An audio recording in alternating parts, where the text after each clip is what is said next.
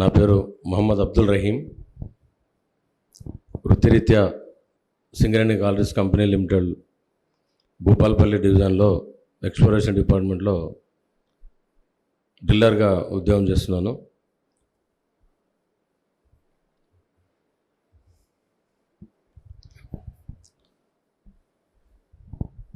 ఈరోజు ఇక్కడికి నా ఎక్స్పీరియన్స్ షేర్ చేయడానికి ఆహ్వానించినందుకు గురుస్థాన్ వాళ్ళకి ధన్యవాదాలు తెలియజేస్తున్నాను.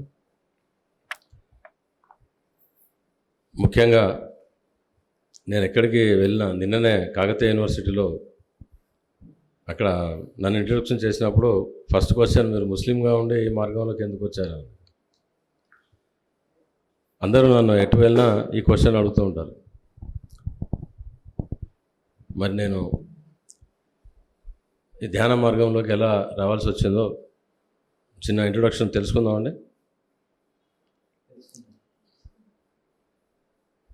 నేను సింగరేణిలో ఇందాక చెప్పాను, ఎక్స్ప్లోరేషన్ డిపార్ట్మెంట్.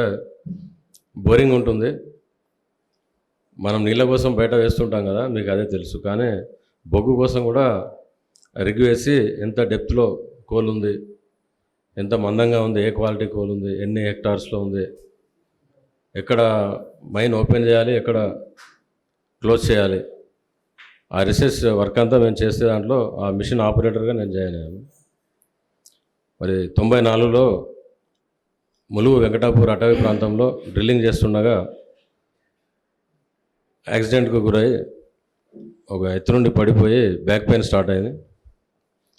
మరి చాలా క్రానిక్ బ్యాక్ పెయిన్. దానికి మరి మెడిసిన్స్ వాడుతూ లైఫ్ లాంగ్ వాడాల్సిందే, కానీ కొన్ని ఫ్లాట్ బెడ్ ఎక్సర్సైజెస్ అని చెప్తూ ఆ లోయర్ బోన్స్ బల్జ్ అయ్యాయి.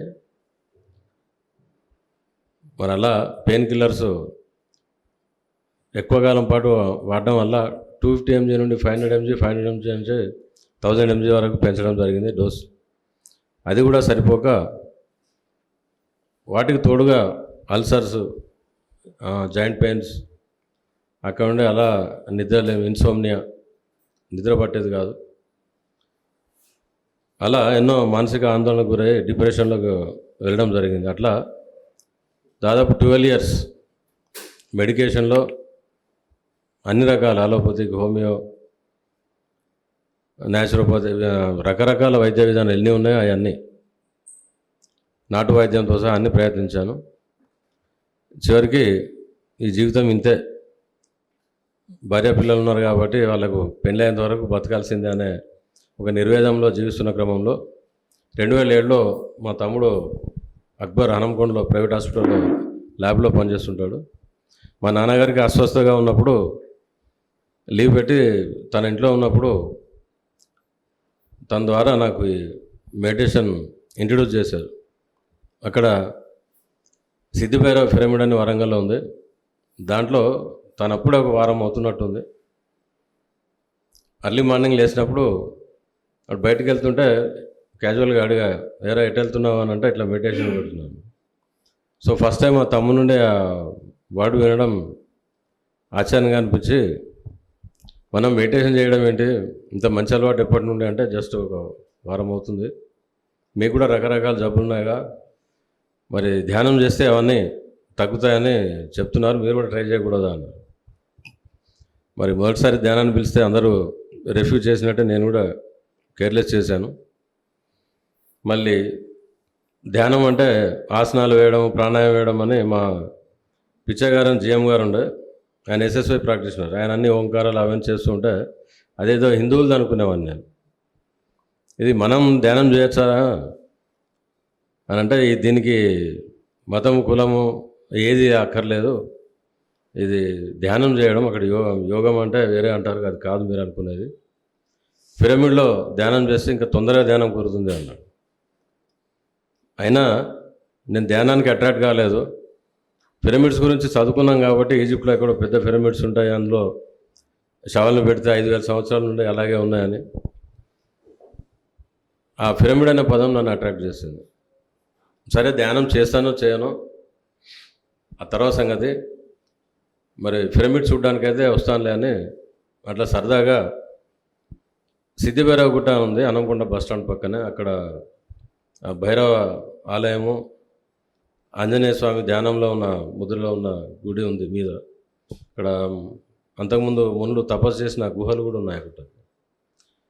చాలా ఎనర్జెటిక్ ప్లేస్. అక్కడ పత్రి గారు పిరమిడ్ కట్టించారు, చిన్నది అయినా సిద్ధిభైరవ పిరమిడ్ అని. భైరవ గుట్ట అంటారు కాబట్టి సిద్ధిభైరవ పేరు మీద పిరమిడ్ కట్టారు. సో అందులోకి మరి మార్నింగ్ 5 o'clock ఇంకో మిత్రునికి చాయ్ దుకాణం ఉండే, అందుకని 6 గంటలకు బిజినెస్ స్టార్ట్ చేయాలని వాళ్ళు 4 to 5:30కి పెట్టుకున్నారు టైం. సో అట్లా వాళ్ళతో సహా నేను కూడా ఆ బ్రహ్మముహూర్తంలో వాళ్ళ పిరమిడ్లోకి వెళ్ళడం, ఆ కింగ్స్ ఛాంబర్లో కూర్చొని, సరిగా కూర్చోవడం కూడా రాదు, అయినా కూడా కాళ్ళు బాగా తప్పుకొని కూర్చోండి, దీనికి ఏ నియమాలు ఉండవు, కేవలం శ్వాస మీద ధ్యాస పెట్టడం అని చెప్పారు. మరి అలా మొదటి ధ్యాన ప్రయత్నంలోనే ఆ పిరమిడ్ ఎనర్జీ కావచ్చు, ప్రభాత సమయం, చక్కటి గాలి హోరు సౌండ్, పక్షుల సౌండ్స్ అంతా చాలా నన్ను నేను మర్చిపోయి 45 minutes కూర్చుని పోయాను.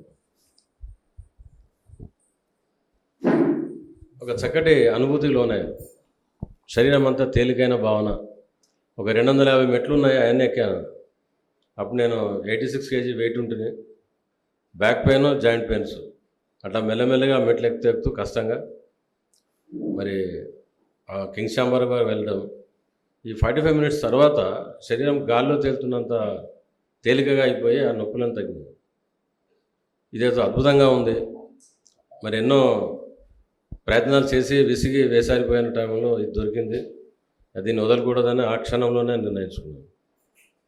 అట్లా మరి నన్ను ఎంతగా అట్రాక్ట్ చేసిందంటే, ఆ పిరమిడ్లో ధ్యానం చేసి ఆ గుట్ట దిగి కింది దిగిన ఆ ఉదయమే, ఆ రోజే నాకు ఈ పిరమిడ్ కావాలి, నేను ధ్యానం అంటే ఏమో శ్వాస మీద ధ్యాస పెట్టిన ఏమైందో కానీ ఉన్నదంతా పిరమిడ్లోనే ఉంది, భూపాలపల్లికి నేను పిరమిడ్ తీసుకెళ్ళాలి. ఎలా అంటే 2x2 పిరమిడ్ దొరుకుతుంది, ఇంత పెద్ద పిరమిడ్ తీసుకుపోలేరు కానీ చిన్నది తీసుకోవచ్చు అనట. మరి ఆ ఎక్సైట్మెంట్ ఆపుకోలేక ఆ క్షణంలోనే పిరమిడ్ కొన్నాను కిషన్ రెడ్డి గారి దగ్గర. తీసుకొని మా తమ్ముడింట్లో పడి హాస్పిటల్కి వెళ్ళాను. అట్లా ఒక వారం రోజులు ఆ సిద్ధిభైరవ పిరమిడ్లోనే మా తమ్ముడు, నేను, ఇంకో మిత్రుడు నరసింహస్వామి అని ముగ్గురం 5 to 6 మెడిటేషన్ చేసి నేను అట్లా హాస్పిటల్కి వెళ్ళడం.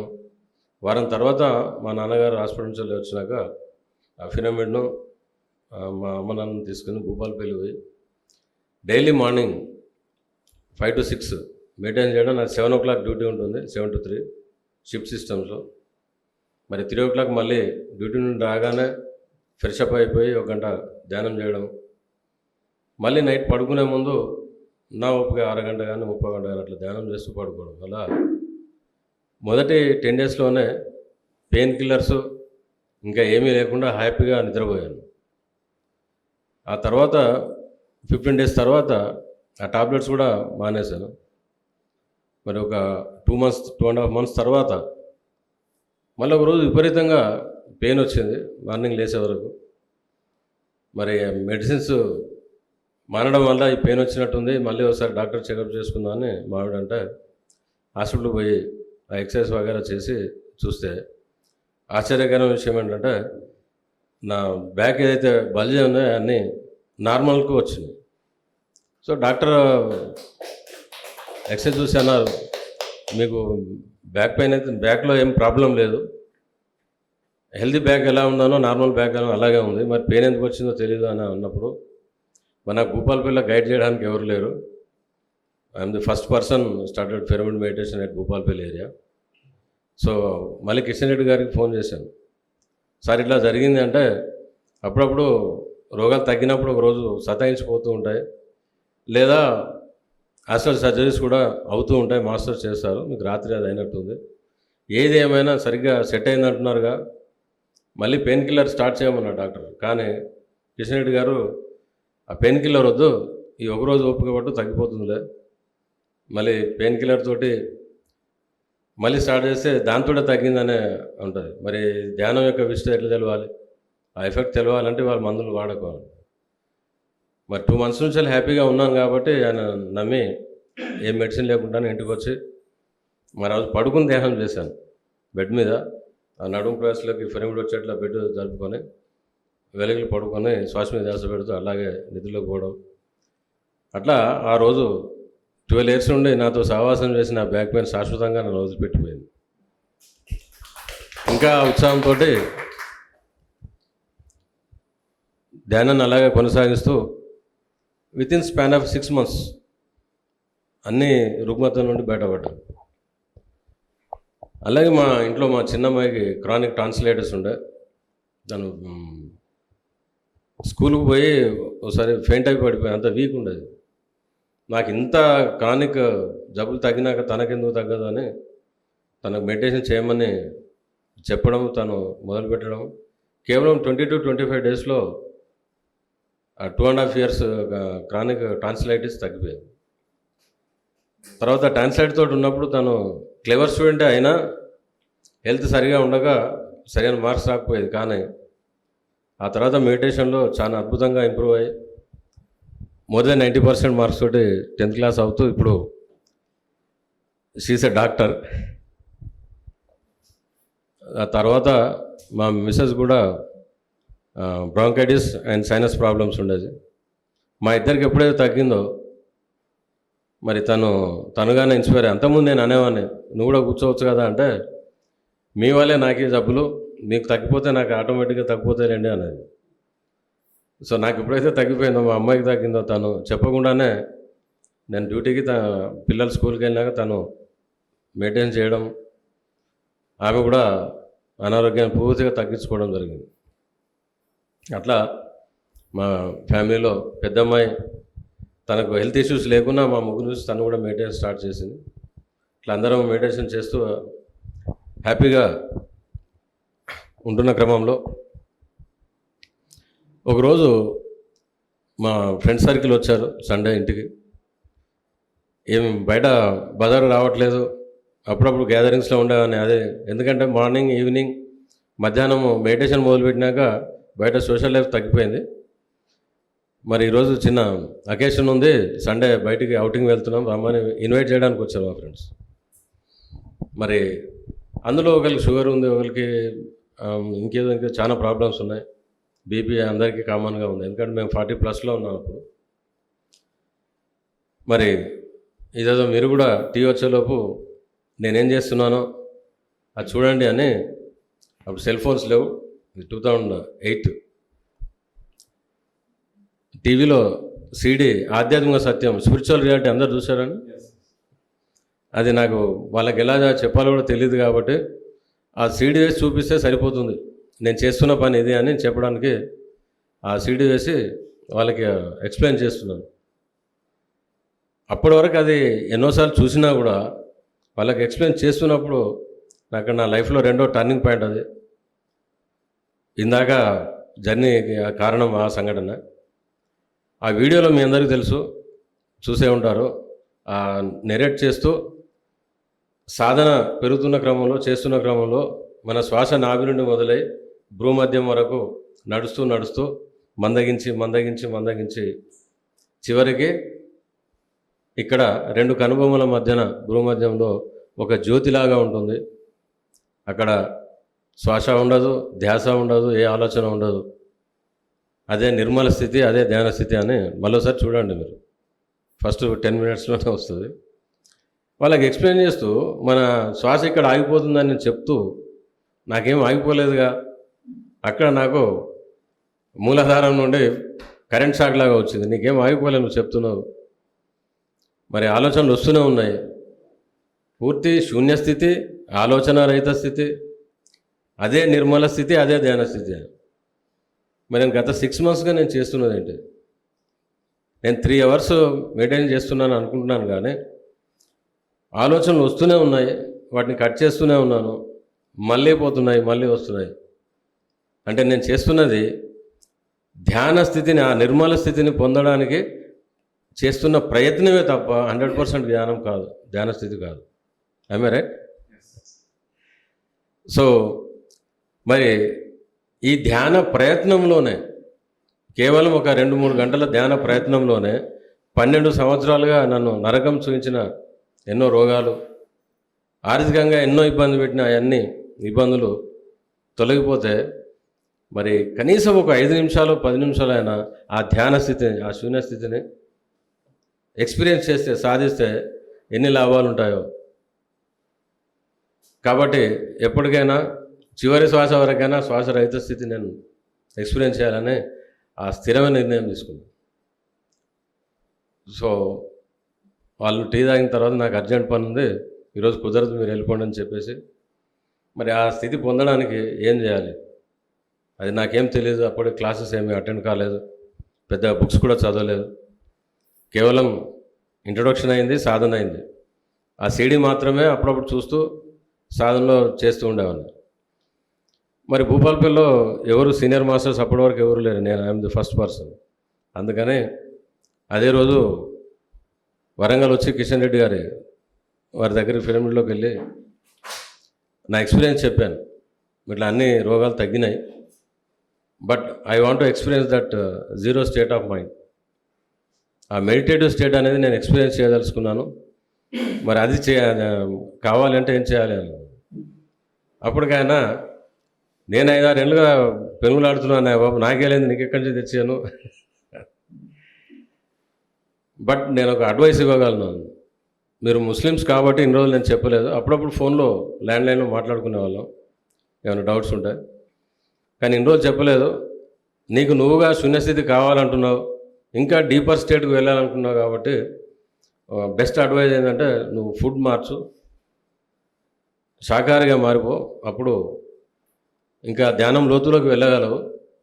ఇక మిగతా తర్వాత చూద్దామని, ముందైతే ఇది మార్పు చేయాలి అని చేస్తూ తటవర్తి వీరరాఘవ గారి పుస్తకాలు అందరికీ తెలుసు అనుకుంటా. శాకాహారమే మానవాహారం, అహింస మరియు శాకాహారం అని 2 పుస్తకాలు, అవో 4 చేతిలో పెట్టి ఈ చదువు నీకు ఐడియా వస్తుంది, ఆ తర్వాత చూద్దాంలే అన్నారు. అలా ఇంటికి వచ్చి ఆ బుక్స్ చదివినప్పుడు ఎంతోమంది గ్రేట్ మాస్టర్స్ యొక్క అభిప్రాయాలు అవన్నీ అందులో చూశాను. చూసి ఒకంత కన్ఫ్యూజన్కు, షాక్కు గురయ్యాను. మరి అప్పటి వరకు నేను ఇస్లామీయ జీవనంలో ఉన్నాను. మరి నాకున్న నాలెడ్జ్ ప్రకారం ఏదైనా జంతువును 2 సిరలు 2 దమనులు 4 కట్ చేసి పూర్తి రక్తాన్ని బయటికి ఫ్లో అయిన తర్వాత ఆ ఫ్రెష్గా ఉన్న ఫ్లెష్ను, మాంసాన్ని వండుకు తినడం అది సైంటిఫిక్ వే అని నమ్మేవాని చెప్పేవాని.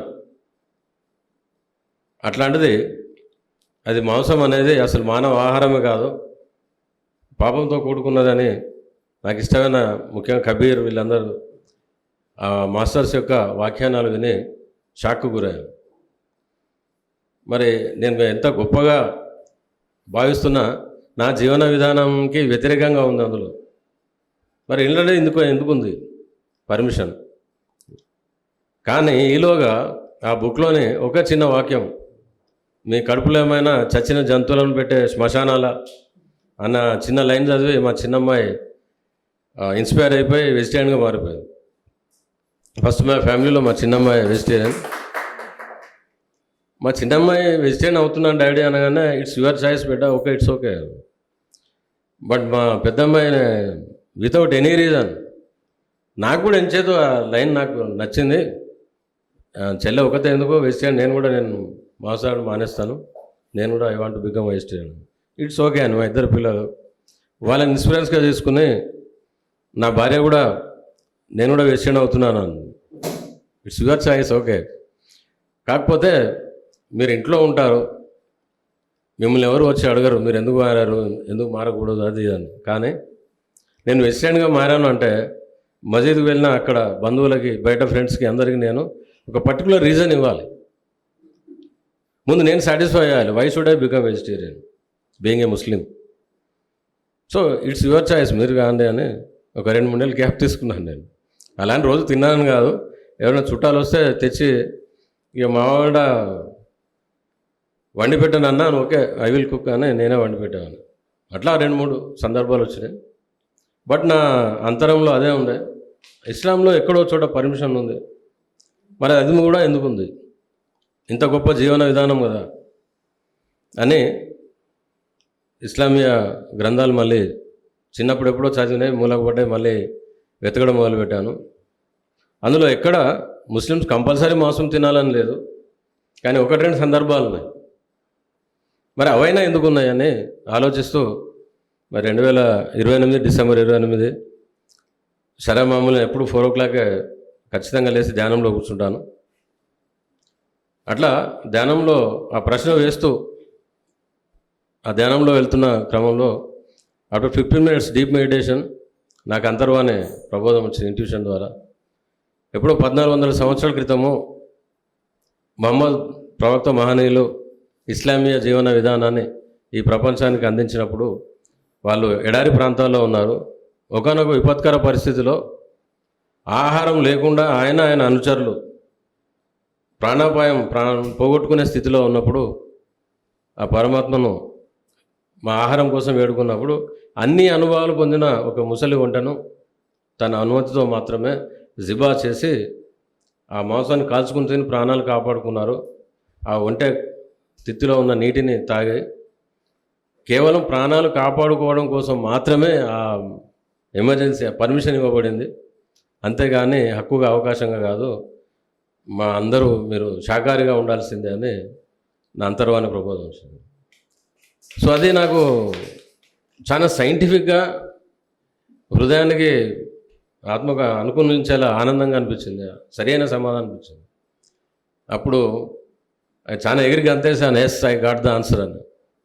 సో అట్లా నేను కూడా 2009 నుండి మా ఫ్యామిలీ అంతా వెజిటేరియన్స్గా అయిపోయాం. అయినా ఎన్నో ప్రశ్నలు, ఎన్నో సందేహాలు. నేను చిన్నప్పటి నుండి భక్తి మార్గంలో ఉన్నాను, చాలా కష్టపడి జీవించాను. మరి నేను ఏం పాపాలు చేశానని ఇన్ని రోగాలు ఇన్ని సంవత్సరాలు బాధ పెట్టాయి. మరి ఆర్థిక అసమానతలు ఏంటి? నేను చిన్నప్పుడు చాలా టాప్ లెవెల్ లెక్చరర్ అని అవ్వాలి, లేదా హయ్యర్ అఫీషియల్ అని అవ్వాలి, లేదా బిజినెస్ మ్యాన్ అని అవ్వాలి. చాలా టాప్ లెవెల్ హయ్యర్ లైఫ్ జీవించాలని కలగనేవాడిని. కానీ 10th క్లాస్లో నా ఎడ్యుకేషన్ ఆగిపోయింది. ఫస్ట్ క్లాస్ పాస్ అయ్యి కూడా 1 year ఇంటి దగ్గరే ఉండడం, మళ్ళీ ఐటీ చేసి చిన్న ఉద్యోగం సంపాదించడం, ఇవన్నీ నాకు చాలా అసంతృప్తి ఉండేది జీవితం మీద. మరి ఇవన్నీ ఏంటి?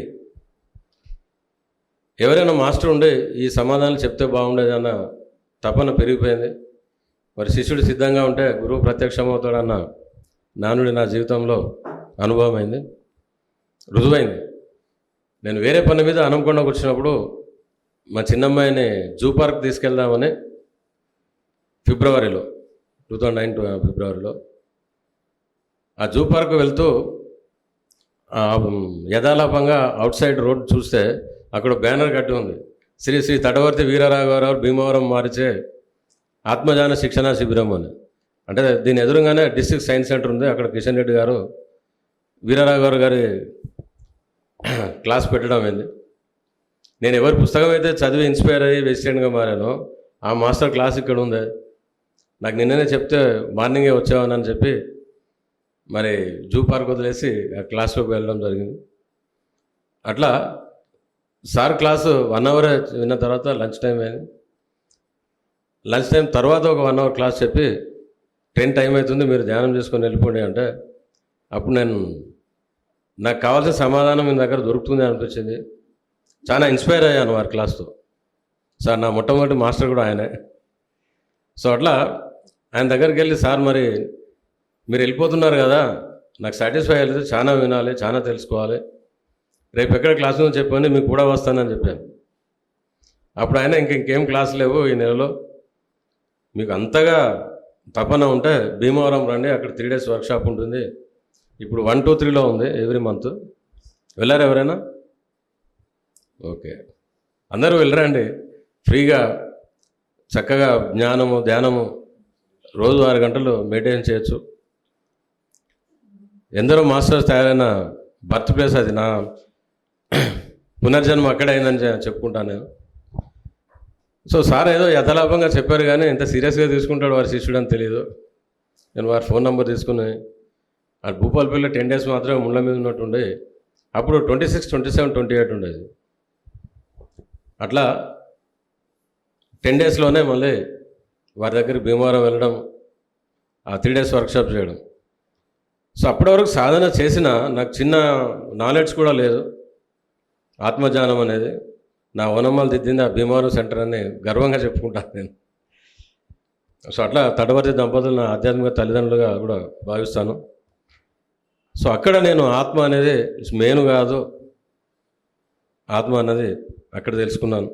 అలాగే సాధనకి స్వాధ్యాయము సజ్జన సంగత్యం ఎంత ఇంపార్టెంటో కూడా తెలుసుకుని మరి ఆ 3 days వర్క్షాప్ అయిన తర్వాత సార్ బుక్స్ డిస్ప్లే చేస్తారు అక్కడ కొనడానికి. మరి ఏ బుక్స్ చదవాలి అని అమాయకంగా అడిగితే అవన్నీ చదవాల్సిందే, ఊరికే పెట్టామనుకుంటున్నారా మీరు అని చిన్న కోపంగా అంటే, మరి నా దగ్గర డబ్బులు ఇన్నే ఉన్నాయని చెప్పాను. ఒక 1000 ఉన్నాయి, మరి వాటి సరిపడా ఇవ్వండి, ఇవన్నీ మళ్ళీ తీసుకుంటాను అని అంటే సార్ చాలా ఆనందపడ్డారు. అసలు నా దగ్గరకు వచ్చిన ఫస్ట్ ముస్లిం శిష్యుడు మీరే, ముస్లిం దంపతులు మీరు. తర్వాత నా దగ్గరికి వచ్చిన వాళ్ళు వెజిటేరియన్ అవుతారు, కానీ మీరు ధ్యానం మొదలుపెట్టారు, వెజిటేరియన్ అయ్యాక నా దగ్గరకు వచ్చారు. సో మిమ్మల్ని చూస్తే చాలా ఆనందంగా ఉంది, ఎన్ని పుస్తకాలు కావాలో నేను పంపిస్తాను, హాఫ్ అమౌంట్ ఇచ్చేయండి అని మరి బ్యాంక్ అకౌంట్ నెంబర్ ఇవ్వడం, భూపాలపల్లి వచ్చి మరి 2500 రూపాయలు వాళ్ళ బ్యాంక్ అడ్డా ఇస్తే ఆయన 5000 రూపాయల విలువైన పుస్తకాలు 80-85 పుస్తకాలు ఒకేసారి హోల్సేల్లో ట్రాన్స్పోర్ట్లో పంపించారు. సో అట్లా సార్ రాసినవి అప్పుడు 8 పుస్తకాలు, మిగతా పత్రికారి లోప సంగ్రామ చాలా అన్నీ ఆ పుస్తకాలు అన్నీ కొనడము, ఆ చదువుతూ మళ్ళీ సార్ దగ్గర ఫస్ట్ క్లాస్లోనే ఇంకేమన్నా చేంజెస్ చేయాలన్నా అంటే మీ ఇంట్లో ఉన్న వంట పాత్రలు కూడా మొత్తం తీసేయండి, ఆ మాంసాహారం ఉన్నాయి అంటే అందరూ చేయాలని కాదు, ఎవరు అడ్వైజ్ చేస్తే అట్లా నేను పాటించాలని చెప్పడం నా ఉద్దేశం. సో అలాగే వెల్లుల్లి కూడా మీ మెనూ నుండి తీసేయండి, అది రజోగుణాన్ని పెంచుతుంది అంటే మరి ఇంటికి రాగానే ఫస్ట్ ఆ వెల్లుల్లి అన్నీ ఇంట్లో బయటపడేసాను. తర్వాత శాలరీ రాగానే వంట చేసుకున్న గిన్నెలు కూడా బయటపడేసి ఫ్రెష్గా అన్నీ కుకింగ్ క్రాకరీ అంతా కట్లరీ అంతా తీసుకొచ్చి ఇంట్లో పెట్టాను. అట్లా సాధన చేస్తున్న క్రమంలో అప్పుడు అసలైన ప్రాబ్లం ఫేస్ చేయాల్సి వచ్చింది. మీరు ఊహించే ఉంటారు, ఒక ముస్లిం అంత కరుడు కట్టిన శాకాహారిగా మారడం ఎంత ఇబ్బందికరం. అప్పటి వరకు నాకు బక్రీద్లో నేను జంతువులు చేసేవాడిని, హిందూ ఫ్రెండ్స్ ఉన్నారని ఒక యాటను మేకను గొర్రెను ఇంట్లోనే కట్ చేసి కనీసం 50-60 మంది డిన్నర్ చేసేవాళ్ళు మా ఇంట్లో. మా ఫ్యామిలీ అంతా, మా తమ్ముని ఫ్యామిలీ అందరం మా ఇంట్లోనే ఉండేవాళ్ళు. అట్లాంటిది ఎప్పుడైతే వెజిటేరియన్ అయ్యానో మరి మేము 4 మిగిలాము, ఎవరు రాకుండా పోయారు. ఫ్రెండ్స్ కూడా మీ ఇంటికి వస్తే గడ్డి పెడతారు, ఆకుకూర పప్పు పెడతారు, పప్పు కోసం మీ ఇంటికి వచ్చేదని అనేవాళ్ళు. అలాగే ఫ్యామిలీ గ్యాదరింగ్స్లో ఫంక్షన్స్కి పోతే నన్ను ఒక వింత జంతువులా చూసేవారు. వీళ్ళు ఇస్లాం వదిలిపెట్టేశారు, హిందువులలో కలిసిపోయారు, అసలు ఎల్లిపాయ కూడా వాడరంట, బ్రాహ్మణులో కలిశారు వీళ్ళు. అసలు సిసలు పుట్టుకతో వచ్చిన బ్రాహ్మణులు మన ఫంక్షన్లోకి వచ్చి చికెన్ బిర్యానీలు మటన్ బిర్యానీలు తింటుంటే వీళ్ళు అడిదికి వెళ్ళారు అని మమ్మల్ని ఒక వింతగా చూసేవాళ్ళు, ఇబ్బంది కూడా పడేవారు. మాంసాహార ఫంక్షన్లో వీళ్ళ కోసం శాకాహారం వండాలా అని. సో ఆ ఇబ్బంది కూడా లేకుండా భోజనం చేయకుండా వచ్చిన ఫంక్షన్స్ కూడా ఉన్నాయి. అయినా ఎక్కడో నాలో ఒక చిన్న గిల్ట్, అసలు ఏంటి ఇంత గొప్ప ధ్యానం ఇది ఇస్లాంలో లేకపోవడం ఏంటి, ఎన్ని పుస్తకాలు చదివినా ఇస్లామిక్ సాహిత్యంలో పెద్దగా లేదు అని ఆ బాధను ఒకసారి తడవర్తి వారితో ఒక పుస్తకం చదవడము, మళ్ళీ వాళ్ళతో ఫోన్ చేయడము. ఒకేసారి కాదు, భీమవరం నేను 2-3 సార్లు వెళ్ళాను. అలాగే ఆయన వరంగల్ వచ్చిన, హైదరాబాద్ వచ్చిన, ఎస్ఆర్ నగర్ సెంటర్లో కూడా క్లాసెస్ నేను అటెండ్ అయ్యాను. అట్లా వారితో ఫోన్లో కూడా డిస్కస్ చేస్తున్న డౌట్స్ అన్నీ చెప్పుకునేవాను. ఆ క్రమంలో సార్తో ఈ ఇబ్బంది చెప్పుకున్నాను. సార్ మా వాళ్ళ దగ్గరికి వెళ్ళాలంటే ఇబ్బందిగా ఉంది, ధ్యానం చేయాలంటే కూడా నైట్ టైమే చేసుకోవాల్సి వస్తుంది, వాళ్ళు చూస్తే కూర్చోగానే ఎలాగో ఫీల్ అవుతున్నారు వాళ్ళు, మా వాళ్ళు, వాళ్ళకి తెలియదు ఏం చేయాలో అర్థం కావట్లేదు అన్నప్పుడు అప్పుడు అన్నారు సార్. అందుకే నేను మాస్టర్గా ఎదగడంలో తటవర్తి వారి పాత్ర చెప్పలేను, 90% ఆయనే అనుకోవచ్చు. అప్పుడు అన్నారు ఆయన, మీరు నా దగ్గరకు వచ్చినప్పుడే నేను అర్థమైంది మీరు మామూలు సోల్ కాదు, ధ్యాన ప్రచారానికి వచ్చిన సోల్ అని. ఎందుకంటే మీరు నా దగ్గరకు వచ్చింది జ్ఞానం కోసమే. రోగాలు తగ్గించుకున్నారు, శాకాహారిగా మారారు, ఆ తర్వాత వచ్చారు అంటే జ్ఞానం కోసం వచ్చారు. అందుకే నేను ఇంత రోజులు అడ్వైస్ చేయలేదు. మీరు కొంత ఎదగాలి, కొంత జ్ఞానాన్ని సంపాదించుకోవాలని ఎదురు చూశాను. ఇప్పుడు మీకు కాక తలిగింది మీ వాళ్ళతో. మన పిరమిడ్ స్పిరిచువల్ సొసైటీలో ముస్లిం మాస్టర్స్ మీలాగా ఒకరిద్దరు వేళ్ళ మీద లెక్కబడ్డ వల్ల ఉన్నా, పూర్తి ఫ్యామిలీ సాకారంగా ఉంటూ ధ్యానం చేస్తూ స్వాధ్యాయం ఇంత చేసిన వాళ్ళు మీరే మొట్టమొదటి వ్యక్తి నాకు తెలిసిన వాళ్ళు. కాబట్టి మీకు కొంత జ్ఞానం రావాలని ఇన్ని రోజులు ఆగాను. ఇప్పటివరకు మీరు చదివిన పుస్తకాలు చాలిక అవి పక్కకుంచి ఇప్పుడు మీ బాధ్యత పిఎస్ఎస్ఎంలో ఇస్లాంలో ధ్యానం ఉంది అని చెప్పేవాళ్ళు లేరు. పత్రికారు కూడా జీసస్ గురించి చెప్తారు కానీ ఇస్లాం గురించి ఎందుకో చెప్పలేదు. ఆ బాధ్యత మీరు తీసుకోండి అని నాకు కొత్త బాధ్యతను అప్పగించారు. అది నా ప్రత్యేకతగా మారిపోయింది. అందుకే వారికి ఎప్పుడు ధ్యానంకు ముందే వారిని తలుచుకోకుండా ధ్యానమే చేయను. అంత గౌరవం తడవరచేవారంట. అప్పుడు ఇన్ని రోజులు నా బుర్రకేం తట్టలేదు అసలు. ఆ పని చేస్తే అయిపోయేది కదా, మన వాళ్ళకి సమాధానం చెప్పేలా ఉండేది అని సార్కు ధన్యవాదాలు చెప్పేసి ఆ పుస్తకాన్ని పక్కకు పెట్టేసి మళ్ళీ భూపాలపల్లి చిన్న మండలం, అక్కడ అంత సాహిత్యం ఏమి దొరకదని మళ్ళీ వరంగల్ రావడం, ఇస్లామిక్ రీసెర్చ్ సెంటర్కి వెళ్ళి అక్కడ వీలైనన్ని తెలుగులో ఉన్న సాహిత్యం అంతా వెతకడం, మళ్ళీ హైదరాబాద్ వచ్చి తెలుగు ఇస్లామిక్ పబ్లికేషన్స్లో మరి తెలుగులో ఉన్న ఖురాన్ అనువదించబడ్డ సాహిత్యం అంతా తీసుకోవడం. అందులో ముఖ్యంగా వాళ్ళలో గోల్డ్ మెడల్ కొట్టిన ప్రవక్త జీవితం మీద రీసెర్చ్ మీద గోల్డ్ మెడల్ వచ్చిన మన ఇండియన్ ఆయన ఉర్దూలో రాసిన వ్యాఖ్యానానికి తెలుగు అనువాదం పుస్తకం దొరికింది, ప్రవక్త జీవిత చరిత్ర. ఆ తర్వాత ఫజాయిలే అమాలని పార్ట్ 1 పార్ట్ 2, అది వేదాల ఉపనిషత్తులు ఎట్లయితే వ్యాఖ్యానం చేస్తాయో ఖురాన్కు వ్యాఖ్యానాలుగా హదీసులను పేర్కోవచ్చు. అట్లా హదీస్ గ్రంథాలు 2, అలాగే ముంతగాబే హైద్రిస్ అని, ఖురాన్ వెలుగు అని చాలా పుస్తకాలు సేకరించి అది ముందు ప్రవక్త జీవిత చరిత్రను చదువుతున్నప్పుడు అద్భుతమైన విషయం ఏంటంటే ఇస్లాంలో కూడా తిరుగులేని విధంగా ధ్యానమే ఉంది. ఎవరైతే ఈరోజు దర్గాలుగా ఉంటూ అందరితో పూజలు అందుకుంటున్నారో వాళ్ళందరూ మ్యాక్సిమం పీపుల్ 12 సంవత్సరాలు ధ్యాన సాధన చేసి మాత్రమే ఆ వలి అంటారు వాళ్ళను. ఆ వలి పదవి అంటే మహర్షి పదవి అనుకోవచ్చు, ఆ పదవి పొందారనే తెలుసుకోవడం. మరి ప్రవక్త జీవితంలో కూడా ఆయన నిరక్షరాస్యునిగా ఉన్నారు. ఆయన 40+లో 40 ఏళ్ళ వయసు వరకు కుటుంబ వ్యాపారం చేసుకుని మరి ఆ ఏజ్లో పరమాత్మను తెలుసుకోవాలి అన్న తపన ఎక్కువై మరి తన సిటీ నుండి పక్కనే ఉన్న హీరా పర్వత గుహలోకి మొక్కజొన్న పేలపిండిను కొన్ని డ్రై ఫ్రూట్స్ తీసుకుని వారానికి సరిపడా నీళ్ళు తిత్తులో నింపుకొని ఆ హీరా పర్వత గుహలోకి వెళ్ళి ధ్యానం చేస్తూ ఉండేవారు. ఆహారం మొత్తం అయిపోయిన తర్వాత, నీరు అయిపోయిన తర్వాత మళ్ళీ వారానికి ఒకసారి ఇంటికి వచ్చి మళ్ళీ వారానికి సరిపడా ఆహారం నీరు తీసుకొని అట్లా 10 రోజులు ధ్యానం చేస్తూ ఇంటికి రాకుంటే హజరత్ ఖదీజా మరి ప్రవక్త సతీమణి నిద్రాహారాలు మాని ధ్యాన సాధనలో ఉన్నారు, ఆకలితో ఏమైనా ఉన్నారో ఇబ్బంది పడుతున్నారేమో అని ఒక్కోసారి ప్రవక్త సతీమణి స్వయంగా ఆహారం నీరు ఇచ్చి వారితో కొంత సమయం గడిపొచ్చేవారు. అట్లా 3.5 సంవత్సరాలు ఏకదాటిగా హీరా పర్వతలో ప్రవక్త మహనీయులు ధ్యాన సాధన, దాన్ని జిక్ర్ అంటారు అరబీలో, ధ్యాన సాధన చేసిన తర్వాత ఆయనకు జిబ్రీల్ అనే దైవదూత ప్రత్యక్షమై ఆత్మజ్ఞానాన్ని, ఆ దివ్య జ్ఞానాన్ని అందడం జరిగింది. చాలా షార్ట్గా చెప్తున్నాను. మరి ఈ విషయం తెలుసుకున్న తర్వాత నా పరిస్థితి ఎలా ఉంది అంటే, జీవిత ఖైదు వేసిన వానికి ఆల్ ఆఫ్ సడన్ నీ శిక్ష తగ్గించారు, యువర్ ఫ్రీ బర్డ్ వెళ్ళు అంటే ఎలా ఆనందం వేసింది, అంత ఆనందం వేసింది. ఇన్ని రోజులు నేను కొంత గిల్ట్గా ఏదైతే ధ్యానం చేస్తున్నానో మా వాళ్ళకు భయపడి సందేహిస్తూ, ఇప్పుడు అలా చేయాల్సిన పని లేదు.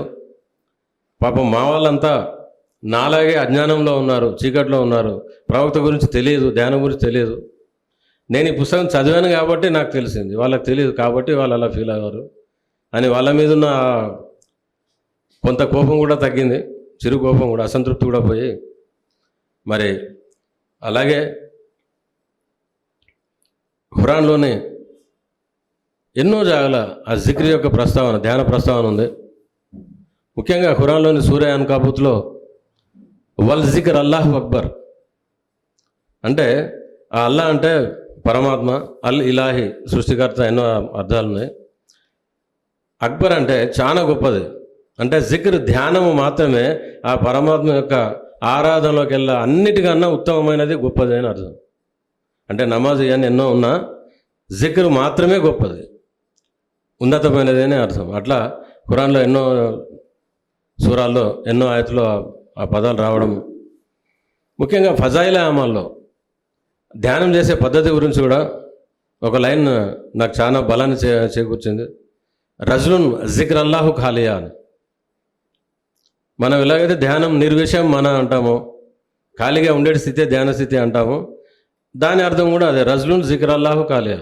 ఆ అల్లా యొక్క ధ్యానము ఖాళీగా ఉండే స్థితిలో చేసేది అని తెలుగులో దాని అర్థం కూడా, ఆ తెలుగు అనువాదం అది చెప్పడం జరిగింది.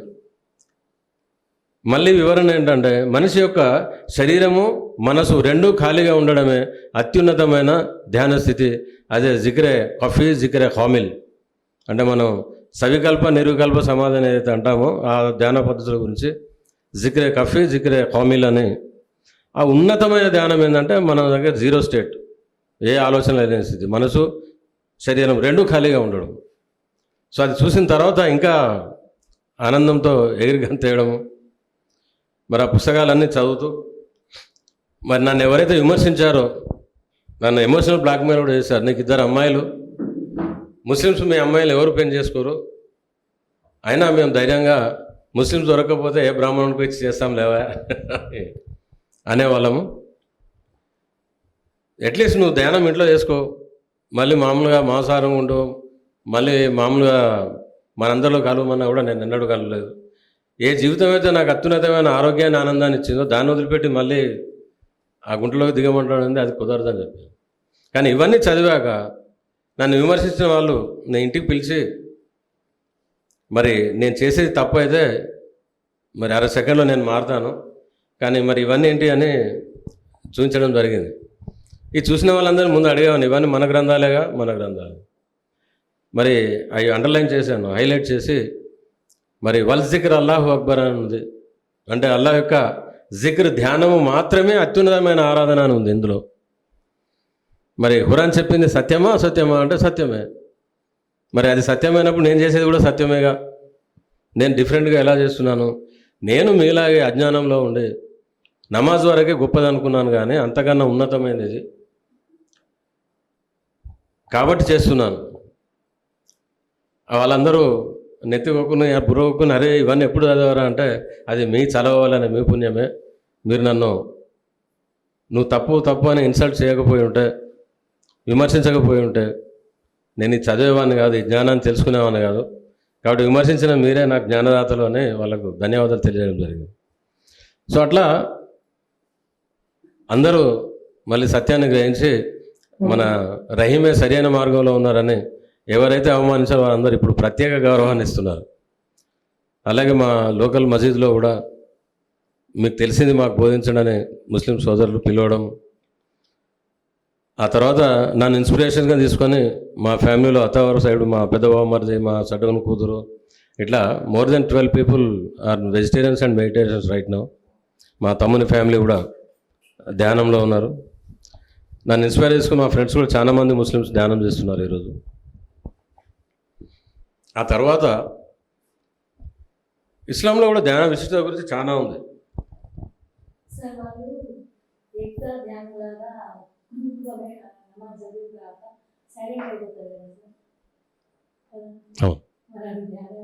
Yes, exactly. చప్పట్లు కొడతాం మేడంకి. ఎక్కడ చూశారు?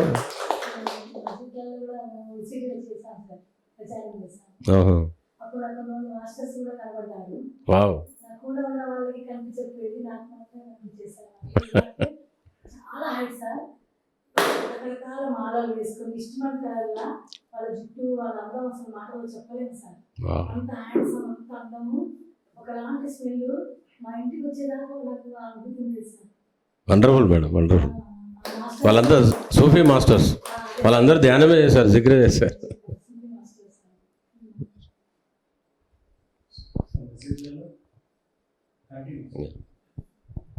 యాక్చువల్గా మసీదులు ఉన్నవి సామూహిక ధ్యాన కేంద్రాలు అవి. అక్కడ ఏ ఫోటోలు కానీ ఏ విగ్రహాలు కానీ ఏమీ ఉండవు. కాకపోతే నమాజ్తో ఆగిపోతున్నారు ముస్లిమ్స్. నమాజ్ కూడా ప్రార్థన మరియు 4 రకాల ఆసనాలతో కూడిన, మీరు ఎలా సూర్య నమస్కారాలు చేస్తారో అట్లాంటిది అనుకోవచ్చు. అది చేసిన తర్వాత ధ్యానం చేయమని ప్రవక్త మహనీయులు ఆ గ్రంథాలు కూడా చెప్పబడింది.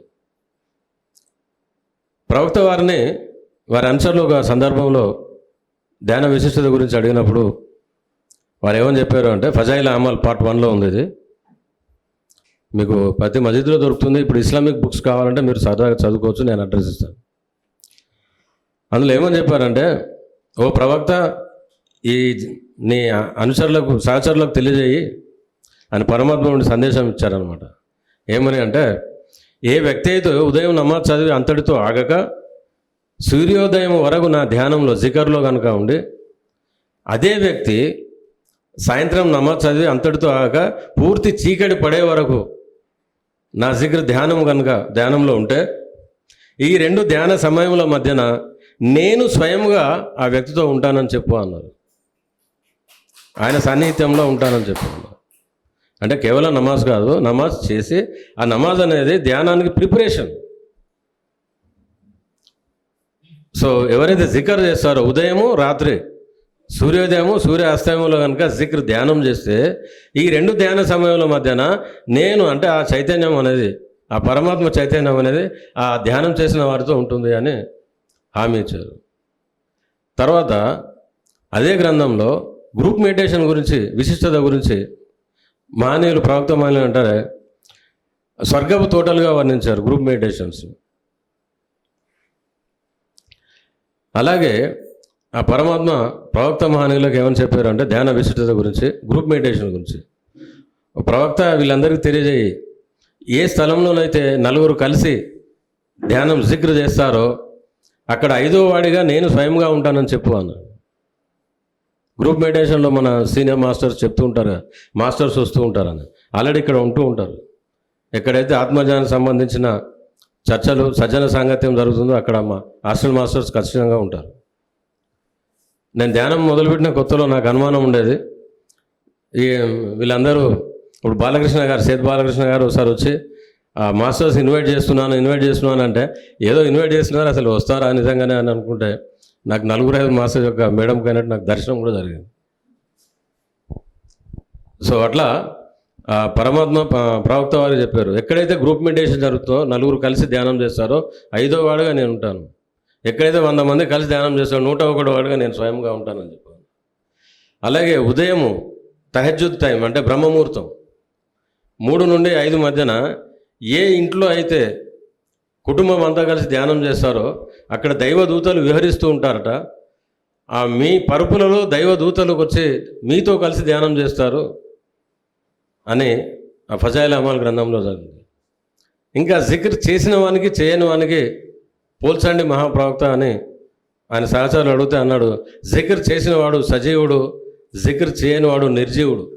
అంటే బ్రతికున్న జీవం లేనివాడు ధ్యానం చేయనివాడు, ధ్యానం చేసినవాడు జీవంతో ఉన్నవాడు. అంతకన్నా గొప్ప ఇంకేం చెప్పాలి. ఇంకొక విషయం ఉంది ప్రత్యేకించి,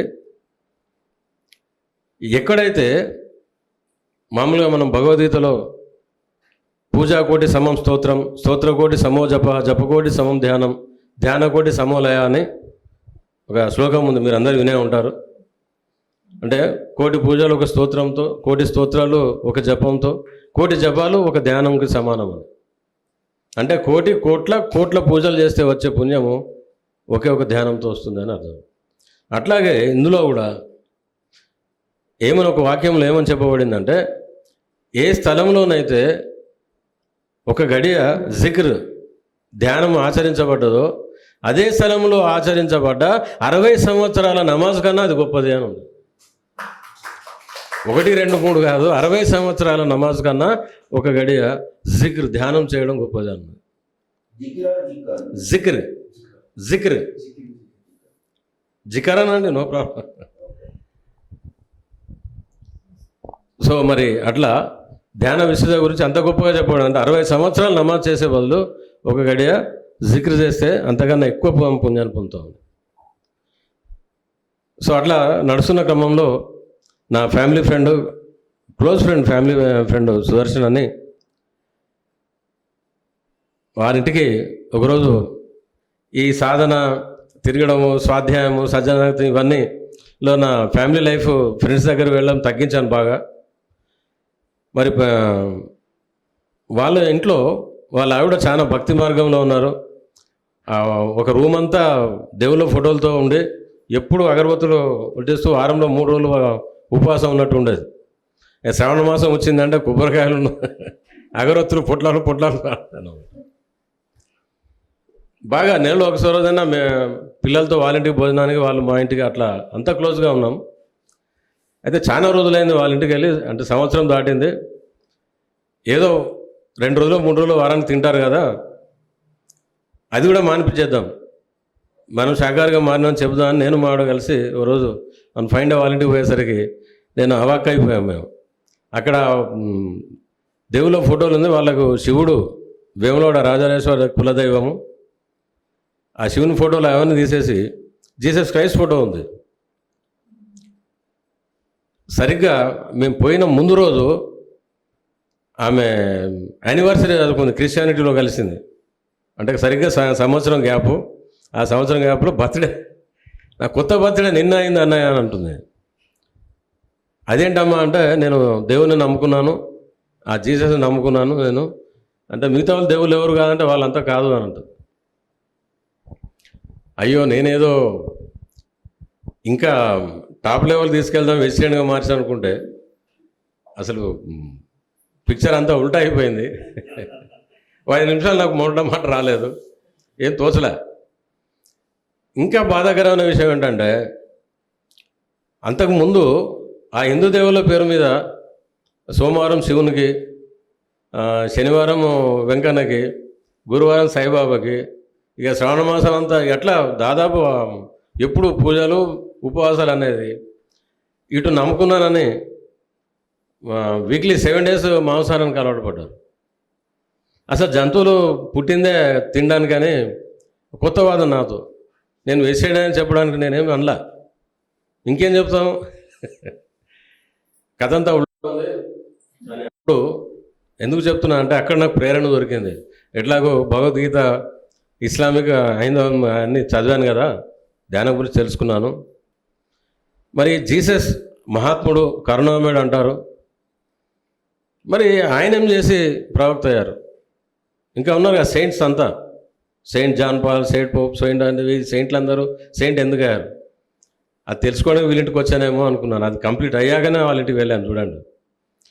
సో ఇదేదో ఇది కూడా చూస్తే ఇక భారతదేశంలో నేను ఎటువైనా కూడా ధ్యానము, శాకాహారం గురించి చెప్పగలుగుతా, ఆహారం గురించి నేను చెప్పగలుగుతా, ప్రిపేర్ అయి ఉంటానని అక్కడ నిర్ణయం తీసుకున్నాను. ప్రేరణ అక్కడ దొరికింది అని మళ్ళా ఆమెను అడిగాను. సరే, మీ దగ్గర మీరు ఎవరో చెప్పింది మాత్రమే రిపీట్ చేస్తున్నారు కదా, నేను స్వయంగా తెలుసుకోవాలనుకుంటున్నాను, మీ మాస్టర్స్ ఎవరైనా ఉంటే, హైయర్ లెవెల్ మాస్టర్స్ వస్తే నన్ను ఇంట్రడ్యూస్ చేయండి అన్నాను. ఆమె ఏమనుకుంది, ఈ రైమాన్ అని కూడా ఇంట్లో లాగేస్తాం, బకరా దొరికింది అని సంతోషంగా ఒప్పుకుంది. చాలా ఆనందం. క్లోజ్ ఫ్రెండ్స్ కదా, మొదటిసారి అన్నయ్య అడుగుతున్నాడు ఏంది అని అనుకున్నది. సరే అమ్మా వస్తానన్నా. అయితే విషయం ఏంటంటే, జస్ట్ 10 రోజులు గడవలేదు, 3 days వర్క్షాప్ కూటమిలో మొదలు పెట్టారు. అప్పుడు Bible research institute of India deputy director, చాలా పెద్ద మాస్టర్ వస్తున్నాడు అని సంతోషించి ఆ 3 days వారితో కూటమిలో పాల్గొన్నాను. కానీ అక్కడ ఆయన చెప్పింది ఏమీ నచ్చలే. పూర్తి నిద్ర స్థితిలోకి జారుకున్నాను. అది ఏమీ బుర్రకెక్కట్లేదు. ఇది కాదు అని చెప్పేది కరెక్ట్ కాదు అని నిన్నటి నుండి వస్తుంది. ఇక ధ్యానం చేస్తూ అలా కూర్చున్నాను. కానీ థర్డ్ డే నేనే స్వయంగా పోయి, మీరు చెప్పింది కాకుండా నేను స్వయంగా చదవాలనుకుంటున్నాను, ఏదైనా మీ దగ్గర లిటరేచర్ ఉంటే ఇవ్వండి, బైబిల్ అంటే అప్పుడు ఆయన సంతోషించి బైబిల్ని నాకు ఇవ్వడము. అక్కడ నుండి ఒకరి దగ్గర పోతే మనకు జ్ఞానం దొరకదు కదా. మరి క్రిస్టియానిటీలో 2-3 సంస్థలు ఉన్నాయి. పెంతెకోస్తు సంఘం అని, ఇంకో సంఘం అని, ఇంకో సంఘం అని. ఆ పెంతెకోస్తు సంఘానికి వెళ్ళాను. అక్కడ వారి దగ్గర వారి బైబిల్ తీసుకున్నాను. ఇంకో స్థలానికి వెళ్ళాను. అట్లా 2-3 సంఘాల్లో క్లాసులు విని మరి జీసస్ క్రైస్ట్ జీవిత చరిత్ర గురించి తెలుసుకోవాలని వెతుకుతున్న క్రమంలో రిటైర్డ్ ఐఏఎస్ ఎక్రాల వేదవ్యాస పేరు విన్నారండి? మంచి గ్రాండ్ మాస్టర్. ఆ వేదవ్యాస గారు రాసిన జీసస్ ఇన్ ఇండియా, అది ఎక్కువ ప్రతులు ఏమి లేవు, ఇప్పుడు దొరకట్లేదు సరిగా, కానీ అది చూడండి, వెతుకుడే దొరుకుతుంది అనే ఆ సామెత నాకు ఎదురుగా వచ్చాయి. ఇవన్నీ హైదరాబాద్లో ఒక మిత్రుని ద్వారా బుక్ తీసుకోవడం, తర్వాత ఓషో రాసిన మీకు తెలియని క్రీస్తు జీవితం అని ఒక పాకెట్ బుక్, తర్వాత శార్వర్ గారు రాసిన మహాత్మా జీసస్ బుక్, ఇట్లాగే పుంకాలుగా ఏది దొరుకుతుంది అది కొండము చదవడం జరిగింది. మరి అద్భుతమైన విషయం ఏంటంటే ప్రతి అవధానం మైకులు పెట్టుకొని ఏ మహాన్ ప్రవక్త పేరు తలుస్తూ చర్చిలలో ప్రచారం చేస్తున్నారో, ప్రార్థన అంటూ ఏదో విశ్వాసం అంటూ చేస్తున్నారో వారందరికీ క్రీస్తు జీవితం గురించే తెలియదు.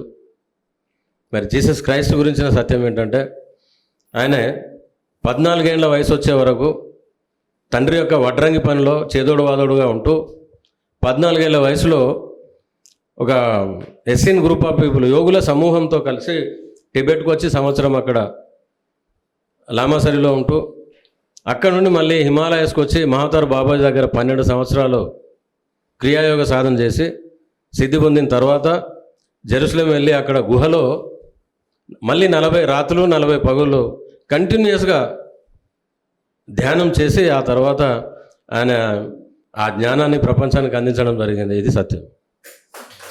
సో మీరు కనుక చెప్పండి, మీకు తెలియని క్రీస్తు జీవితం.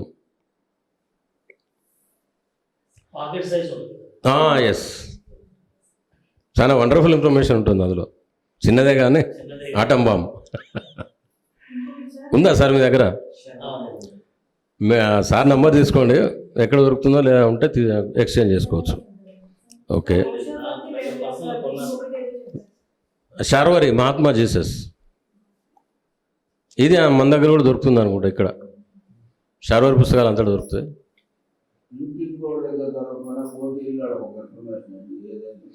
అన్నీ దొరుకుతాయి. అన్నీ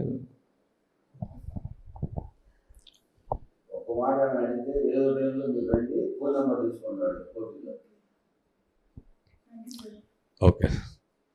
సో అట్లా మీరు క్రిస్టియన్స్ని అడగండి. 28వ సంవత్సరం వయసు వచ్చిన తర్వాత మాత్రమే క్రీస్తుని చూపిస్తారు మనకు. సినిమా చూసినా, ఆయన గురించిన ఏది చూసినా ఆయన జననం వరకే చూపిస్తారు. ఆ తర్వాత ఆయన చేసిన మహిమలు అని చూపిస్తారు. ఈ 14 సంవత్సరాల జీవితాన్ని చూపించారు. దురదృష్టవశాత్తు ఆయన జీవిత చరిత్ర అనేది రికార్డ్ లేకుండా చేశారు. యాక్చువల్గా ఇప్పుడు పాస్టర్స్ అనేవాడే వాళ్ళకు కూడా టాప్ లెవెల్ మాస్టర్స్ తెలియదు. అట్లా వాళ్ళని అడిగాను, 14 ఏళ్ల వయసులో ఏమైపోయారు అని అంటే, నాకు పెద్ద పాస్టర్ పరిచయం చేసిన ఆ మాస్టర్ ఆయన తప్పిపోయినాను.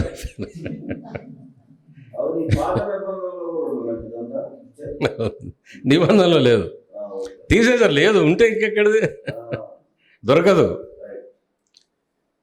మిగతా గ్రంథాల్లో చదివాను. దానికి మేము 100% ఇంకా ఓషోను శార్వరి పుస్తకం అనేది పుస్తకమే, కానీ వేదవ్యాస గారి పుస్తకం చదవండి. ఇండియా జీసస్ ఇన్ ఇండియా, ఆయన సమాధి ఇండియాలో ఉంది, అడ్రస్ ఉంది అక్కడ. ఆయన అక్కడ శిలో వేసిన తర్వాత బ్రతికి పునర్జీవనం పొంది హిమాలయాస్కి వచ్చి ఉన్నది. ఆ సమాధి మేరీ మరియం సమాధి కూడా కాశ్మీర్లో ఉంది. అడ్రస్ ఇచ్చారు, మీరు పోయిరండి.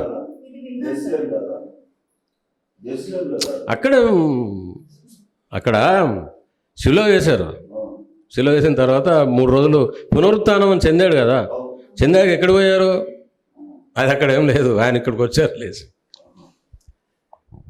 ఓకే, ఇవన్నీ వాళ్ళకి చెప్పిన నమ్మరు, కానీ నేను తెలుసుకున్న సత్యం అయితే అది. అయితే వేదవ్యాస గారు వాటికి పునరుత్థానం చెందిన తర్వాత మళ్ళీ భౌతికంగా సమాధి భౌతికంగా ఇక్కడికి వచ్చి ఉన్నారు.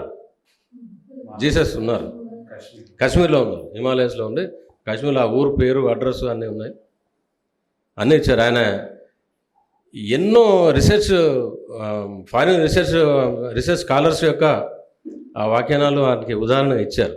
కాబట్టి it can be scientific, we can believe it. ఆయన ఐఏఎస్ తర్వాత యోగి, ఎన్నో గ్రంథాల బుక్స్ లిస్టే ఉంది ఆయన రీసెర్చ్ చేసినాయి, అవన్నీ కోట్ చేశారు అందులో. కాబట్టి అది ప్రామాణికంగా మనం తీసుకోవచ్చు. సో అట్లా జీసస్ క్రైస్ట్ వాళ్ళతో కలిసి తర్వాత దానికి బలమైన సాక్ష్యం ఏంటంటే, నేను ఆనాపానసతి ఒకటే కాదు, క్రియాయోగా కూడా దీక్ష తీసుకున్నాను. సో నేను Chittoor south central YSS academy Chittoor వెళ్ళినప్పుడు అక్కడ లాహిరి మహాశైల తర్వాత యుక్తేశ్వరగిరి, యోగానంద్ పరమహంస తర్వాత జీసస్ క్రైస్ట్ ఫోటో కూడా ఉంది. ఇక్కడ ఎందుకు ఉంది అంటే ఇదంతా తెలిసింది. సో ఆయన మాతారు బాబాజీ దగ్గర దీక్ష తీసుకుని చేశారని. సో ఇది జీసస్ క్రైస్ట్ కూడా ధ్యానం చేసి మాత్రమే ఉన్నారు. చాలా మోషే కూడా 41 రోజులు గుట్ట మీద ఆయన ఉంటూ ధ్యానం చేస్తే ఆ పరమాత్మ ఆయన 10 కమాండ్మెంట్స్ 10 ఆజ్ఞలు ఇచ్చాడు, ఈ మానవులు ఎలా జీవించాలో. Not only Christians. యాక్చువల్గా క్రిస్టియన్స్ అంటే మనం మతం అనగానే బై బర్త్ వచ్చేది అనుకుంటున్నాం. చాలా మూర్ఖపు ఆలోచనలు, అజ్ఞానంలో ఉన్నాం, లేదా అమాయకత్వంలో ఉన్నాం. ఏదో ఒకటి తెలిసి అంటేనో మూర్ఖత్వం అనాలి, కొంత తెలిసేనేమో తెలియకుండా అంటేనో అజ్ఞానం అనాలి. క్రిస్టియన్ అంటే అసలు క్రీస్తు అనే ఆయన పేరు కాదు, ఆయన పేరు జీసస్. ఆయన సాధన చేసి క్రీస్తు అయ్యాడు. క్రీస్తు అంటే అభిషేకించబడ్డవాడు, ఆ ధ్యానంలో ఉండి ఆ కాస్మిక్ ఎనర్జీతో పునీతుడైన వాడు, అభిషేకించబడ్డవాడు అని అర్థం, అభిషిక్తుడు అని అర్థం. ఎస్, ఎన్లైటన్మెంట్ సాధన చేస్తే వస్తుంది కాబట్టి సాధన చేసిన వాళ్ళందరూ. సో మనం అంతా ఎవరము? మనం క్రిస్టియన్స్, ఒరిజినల్ క్రిస్టియన్స్ మనం. లేదా ఇంకా ఉండే పండుగ క్రీస్తు మార్గంలో జీవించేవారు క్రైస్టియన్స్. మహమ్మద్ చెప్పిన జీవన విధానాన్ని ఆచరించాలి మహమ్మడన్స్. We are all మహమ్మడన్స్. బ్రహ్మజ్ఞానేతి ఇతి బ్రాహ్మణ వేదంలో ఉంది. బ్రహ్మజ్ఞానం కలవారు మాత్రమే బ్రాహ్మణులు. సో ఎంతో కొంత బ్రహ్మజ్ఞానం మనం పొందుతున్నాం కాబట్టి మనం బ్రాహ్మణులు, మనమే బ్రాహ్మణులు. అన్నీ ఒకటే.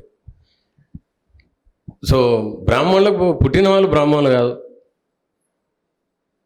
జన్మతో ఏది రాదు. అట్లంటే మరి ఐఏఎస్ పుట్టిన వాళ్ళు ఐఏఎస్ కావాలిగా, ఇంజనీర్ పుడితే ఇంజనీర్ అనాలిగా. మన దురదృష్టం ఏంటంటే హిందువు పుడితే హిందూ అంటారు, క్రిస్టియన్ మతంలో పుడితే క్రిస్టియన్ అంటారు, చెప్పుకుంటారు. కాదు, హిందూ ధర్మంలో ఉన్న సాహిత్యాన్ని చదివి ఆచరించిన వాళ్ళు హిందువులు, ఇస్లామీయ ధర్మాన్ని చదివి ఆచరించిన వాళ్ళు ముస్లింలు. ముస్లిం అంటే దైవ విధేయుడు తెలుగులో అర్థం, అదేదో వేరే పదం కాదు, అరబిక్ వర్డ్ అది. ఇప్పుడు మీరు చెప్పండి, మీరు ముస్లిం కాని వాళ్ళు ఎవరు? మరి ముస్లిమ్స్ వేరే అంటే తెలియక. ముస్లిం అంటే దైవ విధేయుడు. దైవం ఎవరు? ఆత్మే. అంటే ఆత్మ శరణాగతి పొందినవాడు ముస్లిం. సింపుల్, సత్యం అది. క్రీస్తు అంటే అభిషేకించబడ్డవాడు, అభిషిక్తుడు. అభిషేకించబడ్డ వాళ్ళందరూ క్రిస్టియన్సే. సో ధ్యానం చేయని వారు ఎవరు క్రిస్టియన్ కాదు, జ్ఞానం సంపాదించిన వారు ఎవరు హిందూ, ముస్లిం, క్రిస్టియన్ అనబడరు. సేవవాడు సాగులో కూడా ఉంది, అభిషిక్తుడి రక్తాభిషేకంతో కూడా కరెక్ట్ వాడు. చప్పట్లు కొడతాం సార్కి. అలాగే బైబిల్లో కూడా యోహాను 4వ అధ్యాయంలో 24వ వచనంలో ఉంది,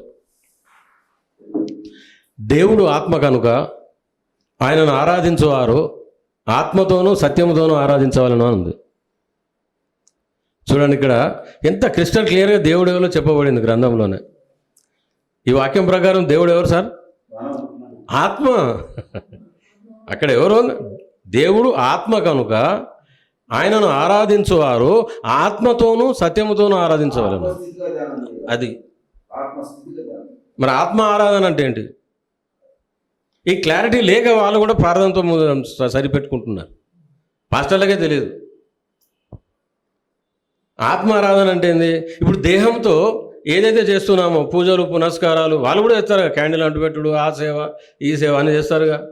దేహంతో చేసేది ప్రతి ప్రక్రియ దేహారాధన అవుతుంది, అంతేగా. మరి మనసులో దైవ నామాన్ని స్మరిస్తే అదేమవుతుంది? మనసుతో చేసే ఆధారణ, మానసిక ఆధారణ లేదా జపము అవుతుంది, ప్రార్థన అవుతుంది. ప్రార్థనలన్నీ ఏంటి? జపము, జపించడం. జపం అంటే ఏంది? తలుచుకోవడమే కదా. శివ శివ శివ ఓం నమ శివ ఓం నమ, లేదా ప్రభువా ప్రభువా ప్రభువా. ఇవన్నీ మనసుతో చేసే ఆరాధన, నోటితో చేసే ఆరాధన, లేదా దేహారాధన, మానసిక ఆరాధన. కానీ గ్రంథంలో అది లేదే. ఏముంది? ఆత్మతో చేయమని ఉంది.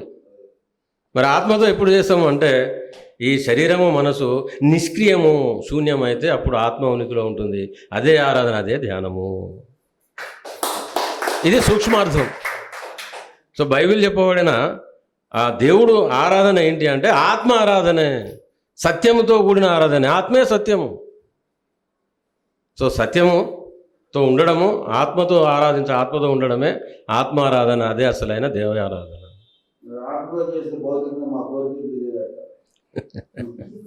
అవి కూడా తీరుతాయి.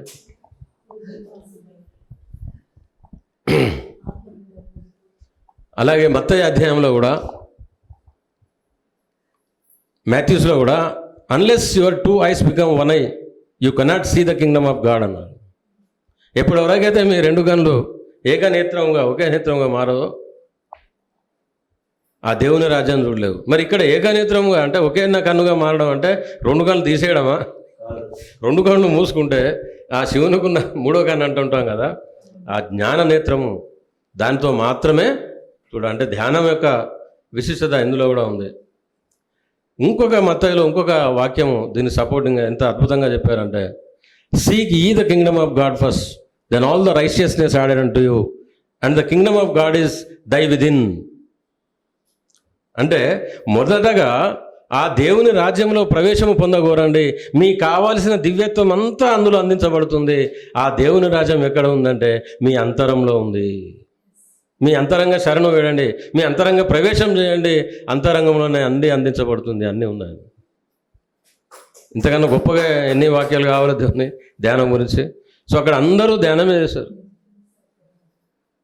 ఎన్ని బైబిల్లో ఉన్న ఎంతమంది యోగులైతే ఉన్నారో సెయింట్స్, వాళ్ళందరూ ధ్యానం చేసే, ఆత్మారాధన చేసి ఆ స్థితిని పొందారు, అది బోధించారు.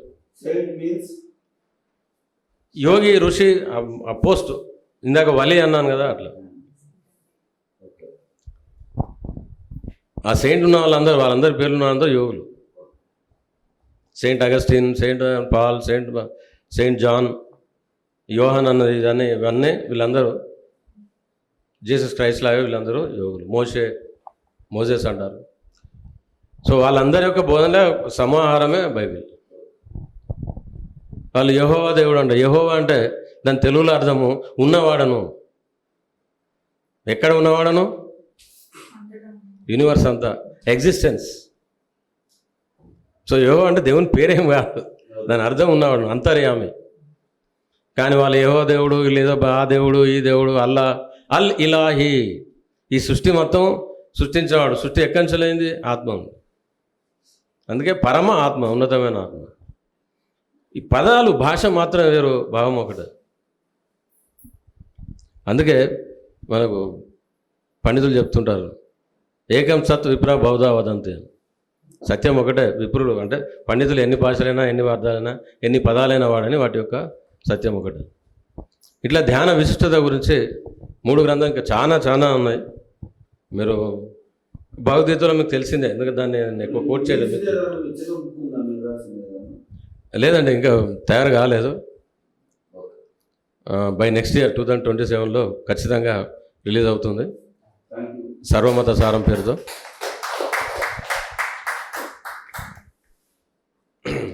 రీసెర్చ్ వర్క్ కంప్లీట్గా అయింది, నోట్స్ తయారు చేశాను. వాటిని 20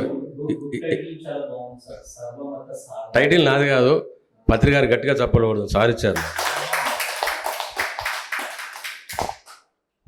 రహీమాయనం సర్వమత సారం.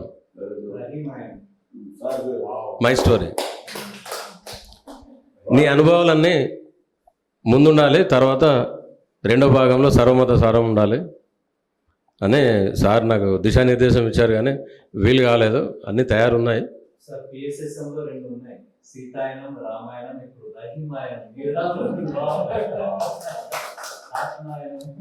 సింపుల్గా రహీమాయనం చూడాలంటే ధ్యానోదయం ఎపిసోడ్ 9 కొట్టండి, నా డాక్యుమెంటరీ మీరు చూడొచ్చు. నా ఫ్యామిలీ అంతా ఉంటుంది. ధ్యానోదయం PMCలో ఉంది కదా, ఆ ఎపిసోడ్ 9 నా మీద డాక్యుమెంటరీ ఉంది. సో అట్లా 3 గ్రంథాలు ఉన్న ధ్యాన విశిష్టత గురించి భగవద్గీతలో కూడా మామూలుగా పూజాకోటి సంబంస్తోత్రం అని చెప్తూ ఉంటారు, కానీ ఉత్తర గీతలో ఇంకొక గొప్ప అర్థమైన శ్లోకం ఉంది. నిమిషం నిమిషార్థం వా జ్ఞానినో ధ్యాన చింతయ క్రతుకోటి సహస్రానాం ధ్యానమేకం విశిష్యతే అని. అంటే నేను ఆత్మను తెలుసుకున్న యోగి చేసేదే నిమిషము అర నిమిషము ధ్యానము 1000 కోట్ల క్రతువులు, అంటే యజ్ఞాలు యాగాలను క్రతువులు అంటారు, 1000 కోట్ల క్రతువులు చేసిన దానికన్నా విశిష్టమైంది నిమిషం అర నిమిషము ఒక యోగి చేసే ధ్యానం. ఇంకా ఉత్తర గీతలోనే ఉంది, తీర్థాని తోయం రూపాన్ దేవాన్ పాషాన్ మృన్మయాన్ యోగినో న ప్రపద్యంతే ఆత్మధ్యాన పరాయణ అని. ఆత్మధ్యాన పరాయణ యోగులు మళ్ళీ క్రతువులు వాటికి కొందరు మనలో పోతూ ఉంటారు కదా ధ్యానం చేస్తూ కూడా, ఆ క్లారిటీ ఇచ్చారనమాట. తీర్థాని తోయం అంటే తీర్థాలు మొన్న పోయేసరిగా అందరూ భారతదేశంలో 90%, 95? ఇక్కడ ఉన్న వాళ్ళు కూడా పోయొచ్చినట్టున్నారు. ఎంతమంది వెళ్ళారు? ఓకే, ఒక్కలే రేవా? లేదు, కుంభమేళ, మహాకుంభం. తీర్థాన్ని తోయం అంటే ఆత్మధ్యానులైన యోగులు ఏ తీర్థాలను కానీ, తోయం అంటే నదీ స్నానాలు, పాషాన్ మృన్మయాన్ పాషాణం అంటే శిలలో చెక్కిన శిల్పాలు, మట్టితో చేసిన బొమ్మలు కానీ, రేఖా చిత్రాలు పెయింటింగ్ వేసిన ఫోటోలను కానీ సేవించరాదు అని. సేవించిన అవసరం లేదు, ఎందుకంటే ఆత్మధ్యానం ఎప్పుడైతే మొదలుపెట్టావో ఆ దివ్యత్వం నీలోనే ఉందని నువ్వు తెలుసుకున్నావు, ఇంకా మళ్ళీ బయట. సో అందుకని భగవద్గీతలో ఉత్తర గీతలో ఆ శ్లోకం క్లియర్గా చెప్పబడింది. మరి ధ్యాన విశిష్టత గురించి మనం చక్కగా తెలుసుకున్నాం.